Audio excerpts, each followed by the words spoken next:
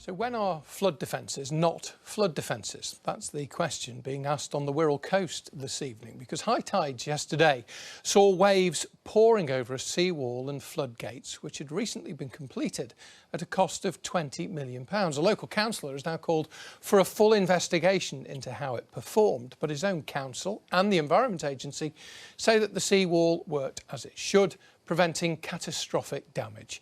Lindsay Prosser has this report. Cars are floating around on West Kirby's promenade. A high tide and very strong winds meant water came over the sea wall. That water then took time to drain away. The council says the wall did its job by limiting damage, but some residents and businesses are not happy. Well, it's devastating really, because your heart and soul's gone into it, and you know, to see it all drenched and contaminated is heartbreaking. Cafe owner Hannah Cleater is clearing up. Her storeroom was flooded, and although water didn't go into her cafe, it was surrounded, so customers had to be rescued by the RNLI. Hannah expected the sea wall to offer more protection. I'm disappointed, very disappointed. I don't feel it's done its job. I have spoken to the council and they've reassured me that obviously when they built the wall, a whole new drainage system was put in as well, so that it didn't hold the water in. But it seems to be just grids. So although it has drained slowly, it's been a very slow process.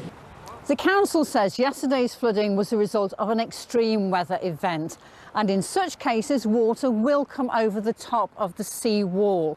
But it says the wall reduced the power of the waves and protected properties from being damaged. The sea wall cost nearly £20 million. There was mixed feelings to it being built, and now there's also mixed feelings on how successful it is.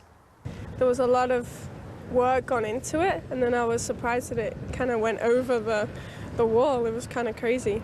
Very surprised, and it isn't something that I expected to happen. I'm a sailor, so I knew the tides. I knew it was a 10.4 metre with the 2 metre swell, so you're always going to get water coming over, but the wall took the force of it. And that's what a lot of people don't realise. The leader of the Liberal Democrats on Wirral Borough Council has asked for an inquiry into how the wall performed yesterday, so there's a clear understanding of how much flooding it can stop. Lindsay Prosser, BBC North West Tonight, West Kirby.